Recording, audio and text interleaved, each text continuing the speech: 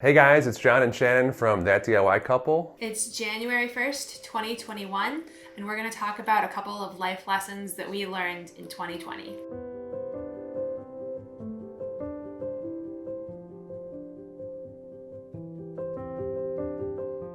First, we're here in a new studio, so I hope you like that. We're going to be adjusting it a little bit, but this is where we're going to be filming going forward, so hopefully it's cool. The first life lesson that I want to talk about in 2020 is life is short. 2020 has been a hard year for a lot of people. It was a hard year for us for a bunch of reasons, but maybe the hardest reason was that we lost our dog, George. George has been our dog for almost 10 years. We still have his brother, Ted. George's death came as a huge surprise to us. He had cancer, but we didn't know about that. We learned about that only right before he died. Like literally the day that he died was the day that we realized he had cancer. He had gotten sick, went very quickly, and even the night before, the last night that we had with him, we didn't know it was his last night. We thought he was just had an infection that he was fighting. That caused us to really reevaluate how we're looking at a lot of things in life, because I think you and I both felt that we didn't spend as much time with George as we could have. He really loved doing things like swimming, chasing after animals, running around, playing in big open spaces, and we always thought, oh, next year we'll go on a big trip for him and also for Ted. And the day that he died, we took our dog Ted to the pet store and we bought him like $300 worth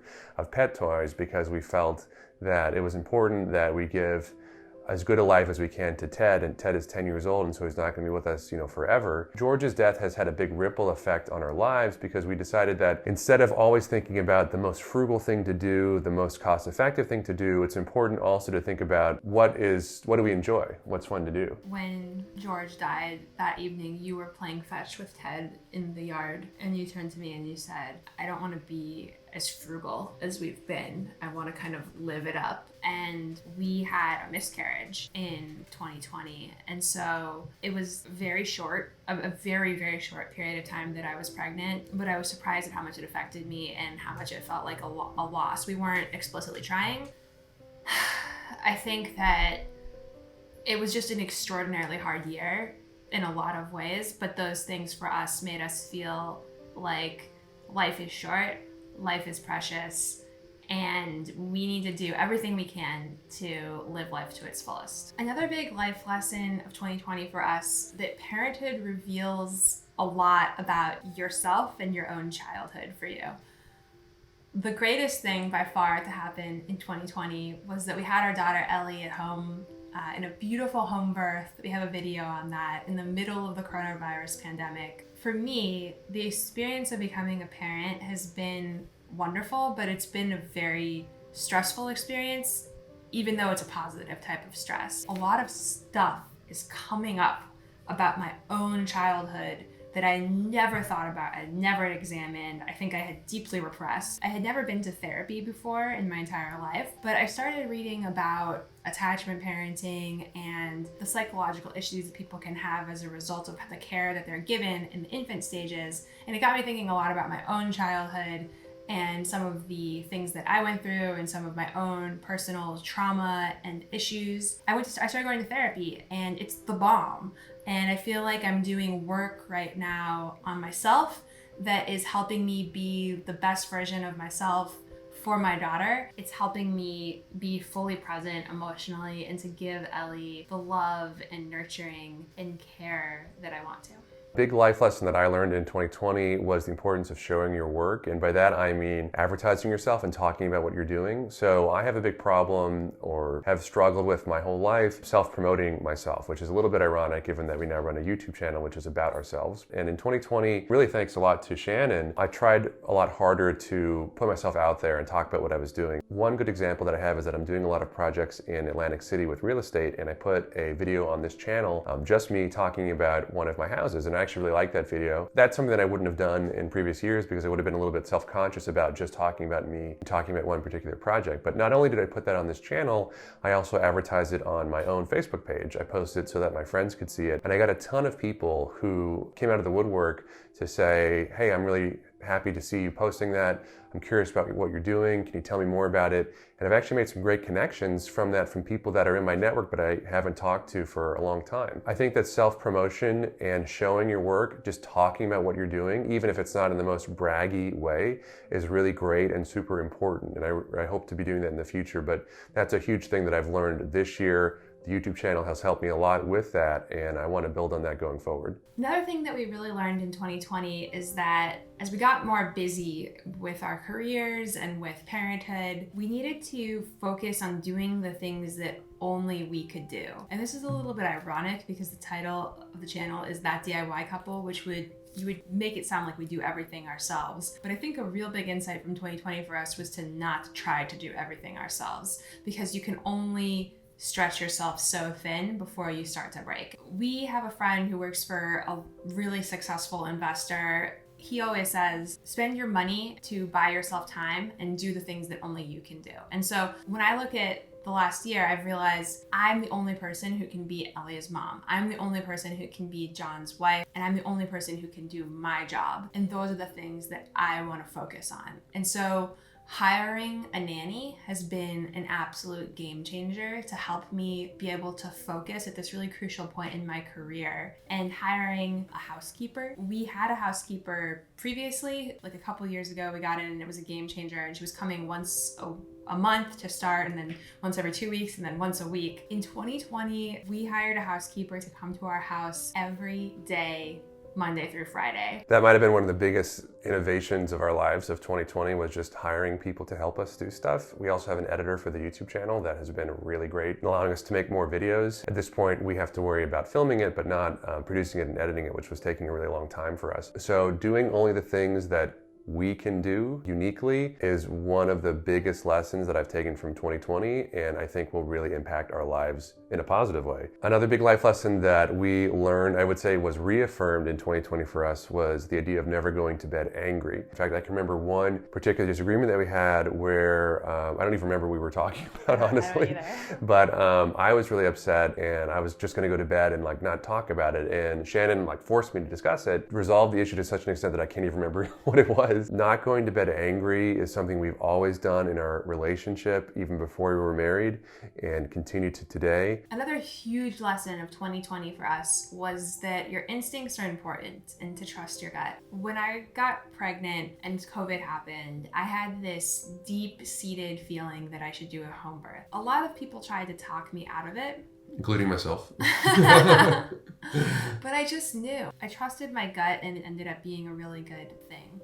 I think that with medical advice in particular, Western medical advice in particular, it's important to think critically about what you're being told. So if your doctor prescribes you an antibiotic, maybe you need to take it, maybe get a second opinion, maybe consider your gut microbiome. This makes it sound like I'm very woo-woo and that I'm like a COVID denier or something like that. Very pro-vaccine, I'm very pro listening to medical advice, but I'm also pro being skeptical about all the information that you process, including from people on the internet like ourselves. Huge lesson that I learned or was reaffirmed for me in 2020 was the idea of giving freely to others without the expectation of return. This has been a theme of my entire life. I oftentimes will sacrifice my own time or money or efforts to help other people or just give to other people without expecting anything to come back. And this year was a great example of that for me in particular. So I spent a lot of time working on a big project in South Jersey related to Airbnb. In fact, I'll do a video describing, in my Airbnb series, describing what that is. But it was a ton of effort and really without any expectation that anything in particular would happen. What came of that was that I met a lot of really great contacts in that area, investors,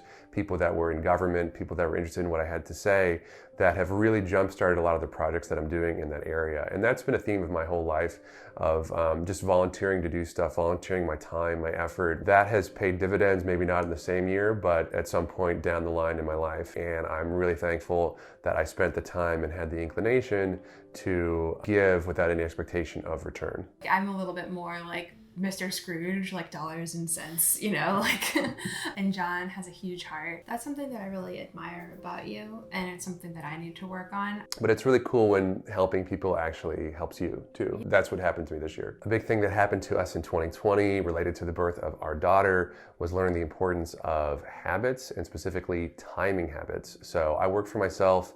Shannon works for a big law firm, but both of those jobs are not as time structured as you might think. Obviously, an entrepreneur you might think has no time structure at all, but in a job like Shannon's, you might think it's very time regulated. But the reality is that Shannon is sort of always working, I would say, during the days and then even working during the weekends. And for a long time, there was really no time distinction between when Shannon wasn't working or when she was working. And that was super true of me with the startup stuff that I did and the real estate stuff that I did. I was kind of always on the clock, always doing something. Having a baby made us realize that it's really important to have a schedule for when we're working, when we're not working, when we're doing different tasks. Having a schedule like that has been huge for my personal sanity, I think for our collective sanity. Another big lesson of 2020 for me is that you're better than you think you are. I tend to be my own biggest critic, and I tend to think that I'm not good enough or smart enough. Then I talk to other people and I get feedback from friends or clients or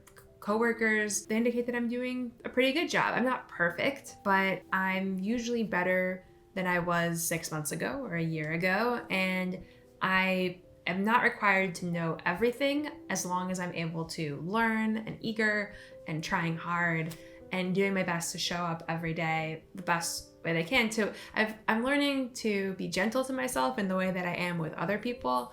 And I'm learning to not trust the inner critic completely, to push back against the imposter syndrome and have confidence in myself and in my work. So a good example is that I was working with somebody on a project, and there was an element of this project that I had never done before, and I was very nervous about the fact that I hadn't done it before. And I said to the person, look, I've never done this thing before, and I'm eager to learn about it and get experience. And he replied, that's interesting. Why haven't you done it before? It's because it's something that I think most people at my level have done. I freaked out about that comment. I had to talk to John about it for a long time. I was like, oh my God, like he's like critical. I'm not at the right level. Like I'm missing some component of what I need to know, et cetera, et cetera. And then I had my annual review with this person. And in it, he said, a really good example of a time that you did a great job was like, you told me that you hadn't done this thing before and that you were eager to get experience in doing it. And he had a very different interaction than I had had. I focused on his question, why haven't you done that? And he was just curious and trying to mentor me and help me round out my work, and had come away with that interaction is that I was being thoughtful about my career and pursuing things that I didn't know. I'm learning to be a little bit less critical of myself and not trust my own inner critic. A big thing that I learned in 2020 was to remember what you love, remember what I love. So when I was a kid, I used to be super into technology. I was into new computers, coding, software, video games, gadgets. That was like my whole thing, and my parents really indulged me in that. And when I became an adult and had to spend money on my own stuff, I oftentimes felt that wasn't a good expenditure of money. So, I didn't get like a smartphone, for example, until pretty late. It was important for me to remember that I really like certain things, some things that are a little bit more expensive. So this year I bought a new laptop, which I super love, and I would never have done that in previous years. I bought a drone, which is awesome, and it's like one of my favorite toys. I used it in one of my videos here. I bought a smart vacuum cleaner and then a smart mop. I bought an air purifier, an air tracker, all this cool technology stuff, and it actually makes me really happy. I know I bought, we finally got into the smart home revolution, so we have a smart like plug, smart switches, smart lights. Alexa, turn off studio. So, Alexa, turn on studio. So we got a bunch of smart equipment that we were able to control with our voice. It's just really cool. I just love it. I love like puttering around with it, playing with it, setting it up. That's something that I really enjoy.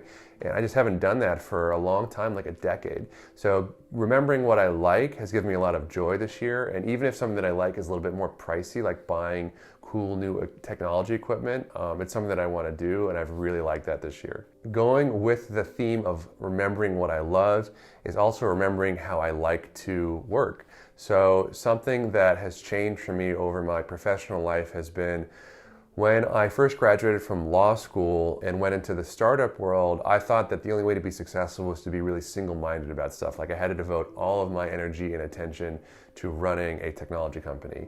But I've never done that before in my whole life. In fact, when I was in high school and college and law school, I always did a bunch of different things. Like I was involved in every different extracurricular activity. I took classes from all over the place. And I just stopped doing that more or less for a long time professionally, because for some reason I got into my mind that I just had to be single-mindedly focused about one particular thing. And that's not how I work. It's not how I'm most efficient. That's not how I'm happy. That's just not me.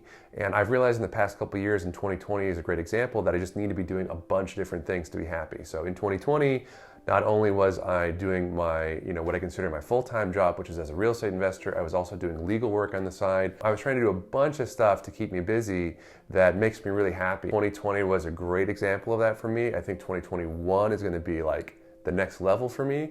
So we'll see if I survive, but no, I mean, I really like it. I really love it. And that's just the way that I function. Another big thing that we learned in 2020 was being true to our love languages. So we will do a video on this, what it means to us. But what we realized this year is that I am a gifter. I love both giving gifts and receiving gifts. And that's not something that we had realized collectively, or you had known about me. I even known about myself before this year. So when we had Ellie, when she came into our lives, I found that I was just super excited to buy things for her, which I'd never expected. So I was really excited to buy her clothes. I got her a bunch of gifts for Christmas. Like, I think the stereotype is normally that, mom gets the kids lots of gifts and then dad is surprised. But I think it was the opposite this year. I got her a bunch of stuff and you were surprised at what I had gotten her. It was really sweet to discover that that's how you express, that's one of the ways that you express love. I would love to hear about your life lessons from 2020. What did you learn about yourself? I bet you guys have a lot of interesting things to say. Thank you guys so much for watching all of our videos in 2020. We've been a little bit inconsistent in uploading, but in the last quarter, we